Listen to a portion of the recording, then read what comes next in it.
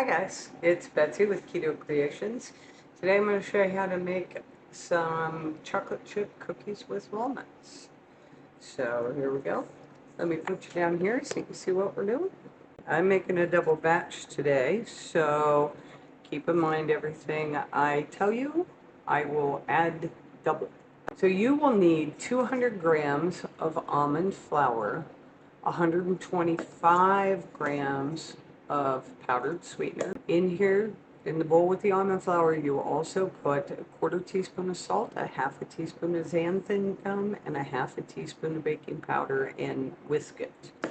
Now, to that, you're going to add 1 stick of melted butter. Alright, so the butter's melted. We are going to add that to our sweetener. Again, you can use granulated sweetener in this. I just prefer the way the powdered sweetener works. And the granulated's fine. Okay, now we're going to mix it up.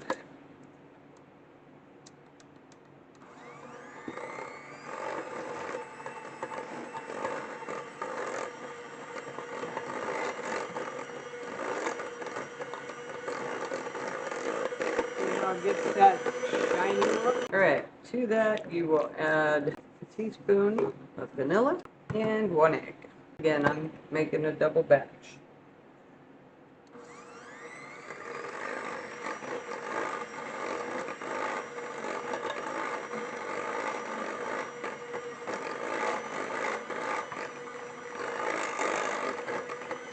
Alright, now we're going in with about half of our dry ingredients, and then stir and then add the rest.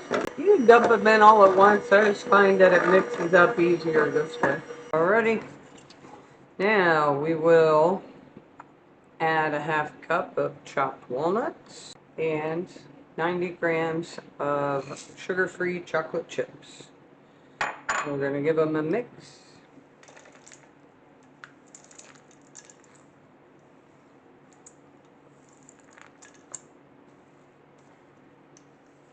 I just mix them with a spatula. You can use your hand too if you want, or a spoon, whatever works for you.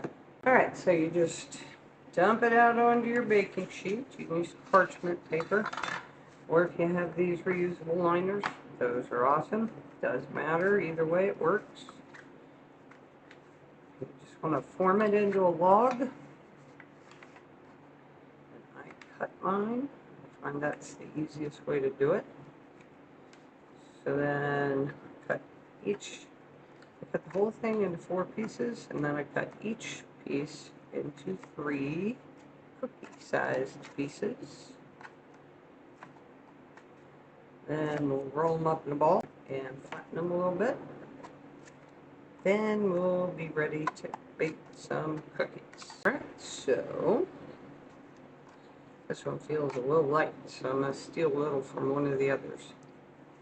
So you just roll them up like this into balls. Like that. Then we smush them down a little bit. You don't have to smush them crazy hard, but just enough to help them spread out, because keto cookies don't spread because the sugar doesn't spread when it bakes. Alright, there you go, like that. Now, we're going to put them in the oven at 325 for 10 minutes, and then I rotate the tray and put them back in for another 2 minutes and check them for doneness. That's it. That's all there is to it. Then you get to eat them. So do yourself a favor. Make those.